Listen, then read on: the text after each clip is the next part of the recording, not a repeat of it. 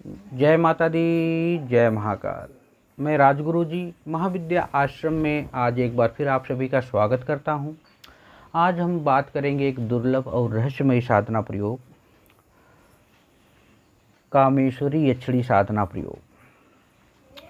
यह साधना अभी तक दुर्लभ रही है। गुरु परंपरा के माध्यम से एक शिष्य और एक साधक गुरु के पास ये जाती रही है। हालांकि इसका वर्णन बहुत से ग्रंथों में मिलता है। हालांकि वैसे तो देखा जाए तो हर प्रकार की साधनाओं का हमारे यहाँ ग्रंथ भरे पड़े हैं साधनाओं के लिए, चाहे मंत्र महोदधि हो, कुलातंत्र हो, रावण संहिता हो, वृक्ष संहिता हो, रमल तंत्र हो। लेकिन मात्र उसमें जो प्रयोग बताए गए हैं वो मात्र जानकारी के लिए हैं, कि इसलिए क्योंकि आने वाली पीढ़ियां जो साधना के क्षेत्र में आगे बढ़ना चाहती हैं, जो कुछ करना चाहती हैं, उनको वो जानकारियां पढ़ के मिल जाए और वो किसी योग्य गुरु को तलाश करके उसके सानिध्य में इस प्रकार की साधनाओं को संपन्न कर सकें। कामेश्वरी यक्षिणी साधना प्रत्यक्षीकरण साधना प्रयोग है, जो सिद्ध हो जाने के बाद माँ स्वयं, चाहे आप माँ के रूप में इसे सिद्ध करो या बहन के रूप में या प्रेमिका के रूप में, एक बार जब सिद्ध हो जाती है तो इस साधक की समस्त प्रकार की मनोकामनाओं की पूर्ति करती है। चाहे आप इनके साथ संभोग करना चाहते हैं, चाहे आप इनके साथ जीवन यापन करना चाहते हैं, चाहे आप इनको माँ के रूप में देखना चाहते हैं, या आपकी किसी प्रकार की इच्छा है, वशीकरण, मारण, उच्चाटन, विदिशण, स्तंभन कित्या किसी प्रकार की तंत्र क्रिया है, उसको भी ये काट कर देती हैं। साधक के मन में जो भी विचार आते हैं, जो भी भावनाएं आती हैं, जो भी मनोकामनाएं मन में प्रकट होती हैं, माँ तत्पर हो के उसी क्षण उस मनोकामना की पूर्ति करने में लग जाती हैं। कुछ लोग यक्षिणियाँ, यक्ष, किन्नर, गंधर्व इन सब साधनाओं को सुन के डर जाते हैं। उन्हें लगता है कि ये नकारात्मक शक्तियाँ हैं। ऐसा नहीं, ये सब दिव्य शक्तियाँ हैं। चाहे गंधर्व हो, यक्षिणी हो, योगिनी हो, परी हो या अप्सराएं हों, ये सब जितनी भी शक्तियाँ हैं सब दिव्य शक्तियाँ हैं। यक्षिणियाँ कौन है? भगवान शिव की दासियाँ ही यक्षिणियाँ हैं, और इनके राजा स्वयं कुबेर जी हैं, जो कोषाध्यक्ष हैं देवताओं के। रावण के जो दादाजी थे, उन्होंने 2 शादियाँ की थी। पुलत्सजस के पुत्र विश्रवा ने 2 शादियाँ संपन्न की अपने जीवन में, एक राक्षस कुल में और दूसरी यक्ष कुल में। यक्ष कुल में जो उनको पुत्र पैदा हुआ वो कुबेर हुआ, तो यक्षों का राजा घोषित किया गया उसे। दूसरा जो राक्षस कुल की देवी थी, उनसे शादी करने के बाद रावण, विभीषण, कुंभकर्ण का जन्म हुआ, जो राक्षस रूपी महान तांत्रिक पंडित थे हुए। तो इस प्रकार अगर देखा जाए तो यक्षिणियाँ जो हैं देवी शक्तियों से युक्त हैं। मानव से उच्च स्तर की शक्तियाँ इनके पास विराजमान होती हैं, और उसी शक्ति, देवी शक्तियों के बल पे इस साधक के वश में रह के उसके समस्त प्रकार की मनोकामनाओं की पूर्ति करती हैं। चाहे धन की समस्या हो, चाहे वो शारीरिक सुख की समस्या हो, चाहे वो किसी प्रकार की समस्या हो, सबका वो हनन कर देती हैं। सबको वो दूर करके साधक को सब चीज़ से संपन्न कर देते हैं। इस साधना को संपन्न कर लेने के बाद साधक स्वयं कामदेव जैसा सुंदर हो जाता है। उसके चेहरे पे एक वशीकरण का भाव उत्पन्न हो जाता है। लोग उसकी तरफ देख के ही आकर्षित होने लगते हैं, क्योंकि ये कामेश्वरी, कामदेव से संबंधित साधना है। तो काम उस व्यक्ति की वशीभूत होके उस साधक के चारों तरफ एक ऐसी जाल, एक ऐसी ऊर्जा विकसित हो जाती है, जो भी उसकी तरफ देखता है उसकी ही तरफ खिंचा हुआ चला आता है।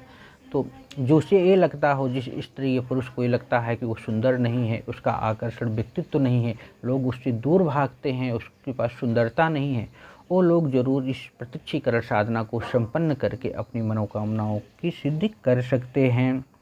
वैसे तो यक्षिणियाँ बहुत सी प्रकार की कही गई हैं, लेकिन जो यक्षिणियाँ हैं जो मुख्य रूप से उनमें है सुरसुंदरी यक्षिणी है, नटी है, मोहनी है, कनकावती है, तुलसी है, रथप्रिया है। इस प्रकार की यक्षिणियाँ फेमस हैं। इस प्रकार की यक्षिणियों की लोग साधनाएं ज़्यादा करते हैं।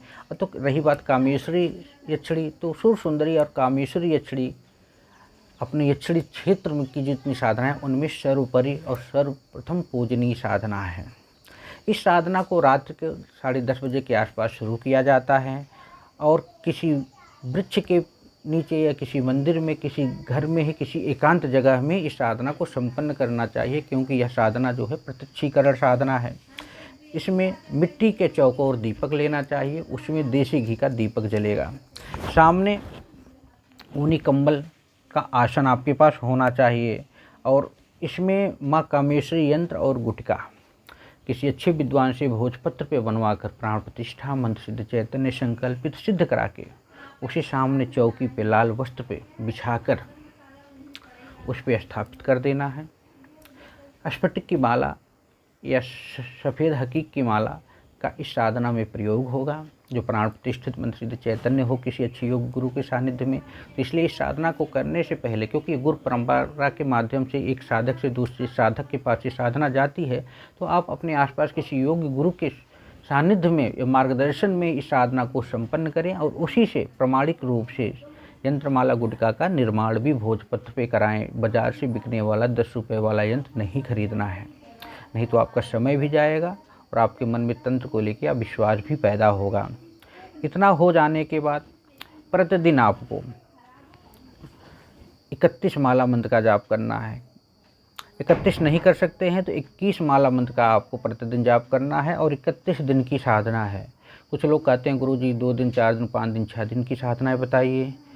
तो भाई साधनाओं का अपना क्रम है, उनका निर्माण हमने नहीं किया, हम उसके रचयिता नहीं हैं, न मंत्र के हैं न साधना विधि के। वो हमारे ऋषियों मुनियों ने उस साधना का निर्माण किया है, उन्होंने ये उनकी रचना है।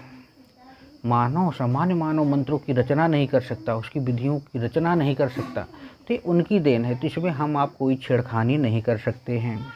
21वें दिन माँ कामेश्वरी यक्षिणी साधक के सामने प्रकट होती हैं और साधक को चाहिए कि जब माँ प्रकट हों, किसी भी रूप में हो, सुंदर रूप में, नयोना रूप में, 15 से 16 साल की उम्र की लड़की के रूप में माँ प्रकट होती हैं। अब साधक की इच्छा है तो उन्हें माँ के रूप में, बहन के रूप में या प्रेमिका के रूप में, किस रूप में उनको ग्रहण करना चाहता है, तो उस समय माँ को ये बता देना चाहिए। इस साधना को संपन्न हो जाने के बाद साधक के अंदर त्रिकालदर्शी ज्ञान भी प्रकट होने लगता है। साधक के सामने आने वाले हर व्यक्ति के बारे में माँ स्वयं उसके कान में बताने लगती है। अगर एक प्रकार से कहा जाए यह साधना स्वयं कल्पचाची साधना है, या साधना मातांगी साधना है, या काल ज्ञान साधना है, तो इसमें किसी प्रकार की वो नहीं है। और माँ जब साधक को दर्शन देती है तो पूरी ज़िंदगी भर किसी वस्तु या किसी चीज़ की उसके जीवन में कमी नहीं होने देती हैं। साधना के समय कुछ अनुभव हो सकते हैं लेकिन विकराल नहीं, तो इसलिए कोई डर नहीं है, कोई भय नहीं है। ये सात्विक साधना है और इस साधना को सभी साधक संपन्न कर सकते हैं। याद रखिए, साधना किसी भी गुरु के सानिध्य में संपन्न करें, लेकिन जो उसकी विधियां हैं उसको फॉलो करते हुए ही किसी भी साधना को संपन्न करना चाहिए। यंत्र, माला, गुटका हर साधना में ज़रूरी होता है उस शक्ति का आवाहन के लिए। और मंत्र भी इनका बहुत बड़ा नहीं। ओम कामेश्वरी काम सिद्धेश्वरी, ओम फट स्वाहा, ओम ह्रीं कुरु स्वाहा। ये मंत्र डिस्क्रिप्शन में मैं दे दूँगा। इसमें अब कुछ लोग कहेंगे कैसे, तो इसमें उत्तर की तरफ मुँह होगा आपको। 21 माला मंत्र का जाप और 31 दिन की साधना है। वस्त्र लाल रंग का होना चाहिए और प्रसाद में आप कुछ भी माँ को चढ़ा सकते हैं। दीपक तो जलना चाहिए, धूप दीप अगरबत्ती तो सब साधनाओं में होता है। प्रथम गुरु की माला, गणपति की माला, भैरव की माला जाप करके, आवाहन करके पंचोपचार ढंग से पूजन करना है। कुल देवता कुल देवी का आवाहन करना है, आशीर्वाद लेना है। साथ में अपने पितरों का आवाहन करके आशीर्वाद लेना है। ग्राम में है तो ग्राम देवता, शहर में है तो शहर देवता का आशीर्वाद लेना है और अपनी मनोकामनाओं को कह के साधना को संपन्न करना है। साधना कोई कठिन नहीं है, साधना कोई भयवाह नहीं है, डर नहीं है। साधना सरल है, सुगम है। बस साधना में एकाग्रता, समर्पण, आस्था, विश्वास, श्रद्धा की ज़रूरत होती है। आप अपने गुरु के मार्गदर्शन में या मेरे मार्गदर्शन में, किसी के भी मार्गदर्शन में साधना को संपन्न कर सकते हैं।